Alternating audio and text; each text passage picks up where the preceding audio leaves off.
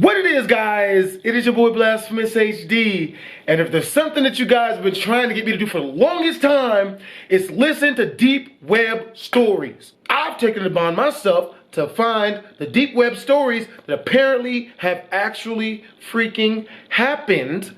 Okay, so, this video is called 3 Scary Deep Web Stories That Actually Happened. It is by Chills. If you guys want to watch the original video, the link is in the description down below. I'm looking for like good scary story channels. So leave in the comment section down below your top 3 favorite scary story channels. Okay, what I'm looking for is the ones that, you know, put pictures in the stories, they got sound effects, good background music, all that good stuff. If you guys want to watch the original video, the link's in the description down below.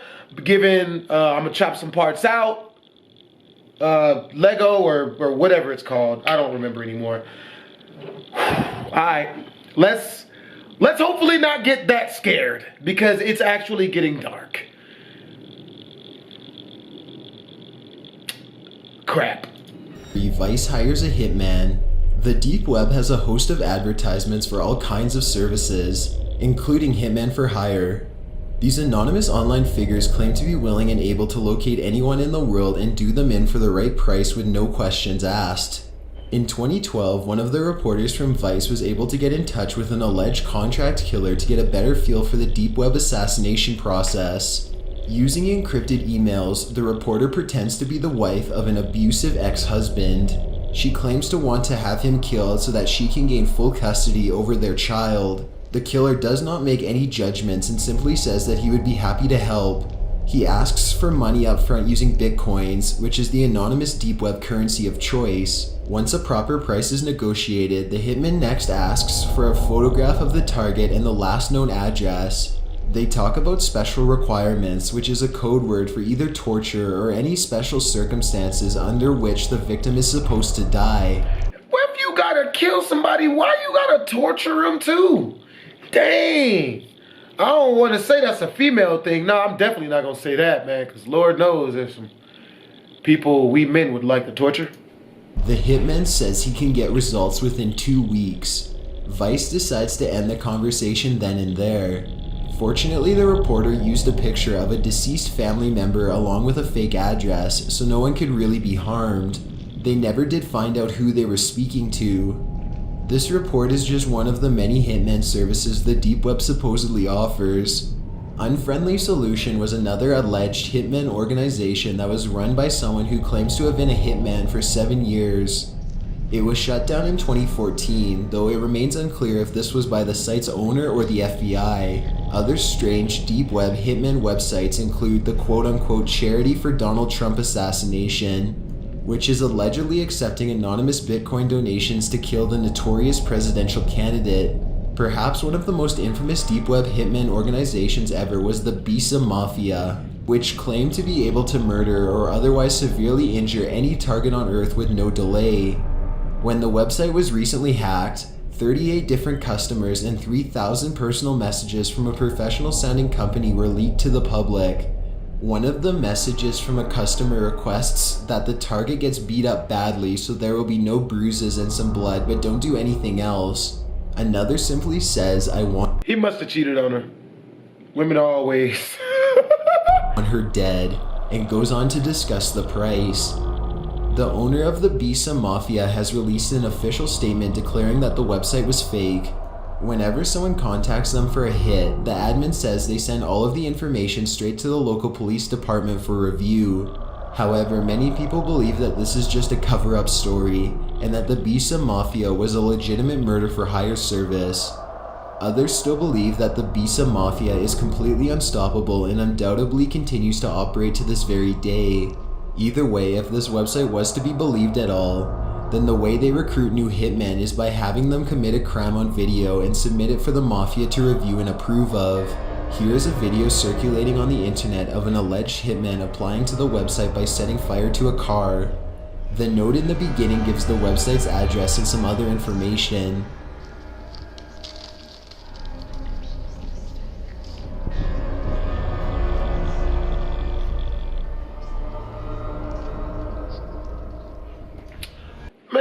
That's all you gotta do to interview to be a hitman is set fire to a car? That don't even make sense. Number 2, cannibalistic desires. Ooh.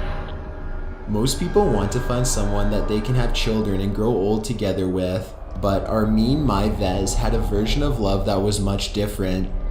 He was obsessed with the idea of eating another man's body. In 2001, the German could not contain himself anymore and took to the deep web to fulfill his darkest desires.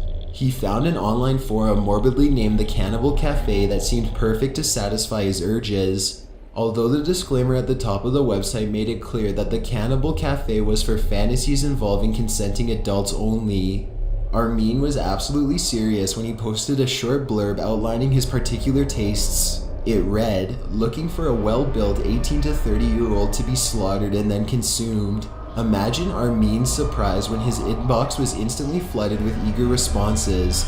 Eager?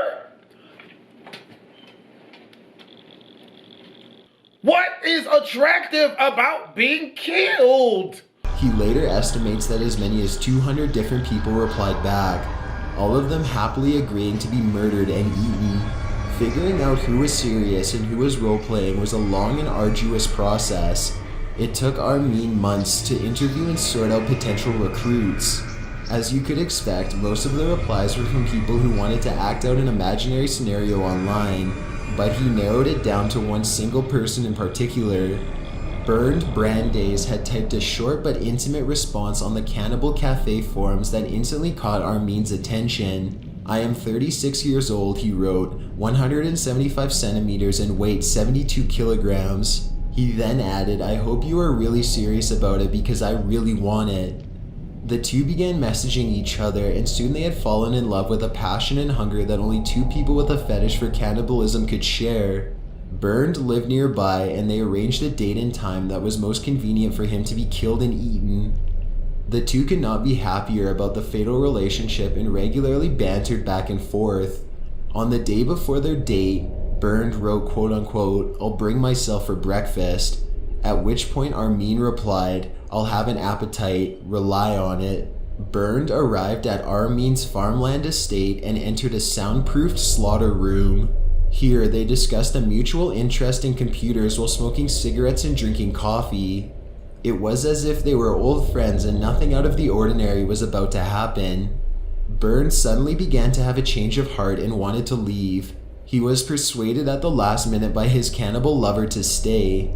They had physical relations with each other, and then Bernd chased 20 sleeping pills with half a bottle of liquor and prepared to die. He passed out a short time later. Armin put Bernd in a bathtub. He set up a camera and recorded every last moment as he calmly removed Bernd's genitals and fried them to eat. He then read a Star Trek novel as he waited for Bernd to die in the bathtub, checking his friend's vital signs every 15 minutes to see if he had finally passed. When hours had passed by, he grew tired of waiting and stabbed his lover in the neck to hurry things up. Then he chopped him into pieces to save for later. Oh, and he buried the head in his garden too. Armin later recounted to authorities in detail how he prepared for his first act of cannibalism. First, he decorated the table with the nicest candles that he could find to set the right kind of mood. Then he bit into a cut of rump steak that had been taken directly from Bernd's back. He described the taste of Bernd to authorities as pork, yet much stronger. It was a taste he had yearned for over 40 years to taste. He had first thought of eating someone when he was a small child. Psychologists say that Armin and others like him sexualized cannibalism as a way to keep people in his life forever. As a child, Armin was abandoned by his entire family at a young age and grew very bitter as a result. This was around the time that he began to think about eating people for the very first time at just 8 years old. To put it very simply, eating people was Armin's way of making sure that he could never be left by them again. You would think that Armin would have been satisfied for a while after this encounter, but he was not done yet at all. If you kill someone, then they're gone forever now. That defeats the whole purpose. Emboldened by the relative ease of his recent kill, he quickly went back to the deep web to find more people to devour. Unsurprisingly, he eventually creeped out enough people with his confessions that one person alerted the authorities, and explained to them that a man was going around openly admitting to murder and cannibalism online. When police traveled to Armin's farmhouse to investigate further, they could find nothing out of the ordinary at first. It seemed like he was going to get away with his crime. When they looked at his freezer, however, they saw that it had a false bottom. Underneath, there was a weird-looking meat inside. At first, Armin said that this was from a wild pig he had killed and slaughtered, but they quickly determined that this was human flesh. Bern had been frozen and was being saved for later. At his trial, Armin said the only thing that he was guilty of was giving Bern a nice death. In fact, since they were both consenting to do this, Armin argued that no murder had taken place at all. This was a mercy killing instead, his lawyers argued. They had Bern on tape giving consent to be killed right up until the very last minute. His victim, if he could be called that, appeared at ease the entire time. A judge reluctantly agreed that this was technically not murder under the current laws, but rather simply a case where two lunatics accidentally discovered each other and followed through with a sick plan. Still, Armin was sentenced to a mere 8.5 years in prison at first. Later, he was put on a retrial and given a life sentence. Although this story happened 15 years ago, there are still plenty of websites centered around cannibalism. Some of them are how-to guides for preparing bodies to eat, and others offer advice for disposing of non-edible parts. Only one can imagine how many people actually put the advice to good use, and how many more Armins there are out there in the deep web looking to meet their burned. One last thing, in an ironic twist, news outlets have since reported that the cannibal has allegedly gone vegetarian. Number 1. What? I don't even think those stories are scary. They just are creepy as all living shit. Eating people and then telling people you killed and ate someone. That is complete opposite of what anyone should do in that situation. But yo, hope you guys enjoyed the video. If you guys did, make sure to comment, like, and subscribe. Of course, as usual, we left the last story out, so if you guys want to watch the original, if you guys want to watch the whole story, then you have to go to the link in the description down below. I'll make sure to actually put it this time, because usually I be forgetting. But yo, it's your boy BlastphamousHD. Twisms.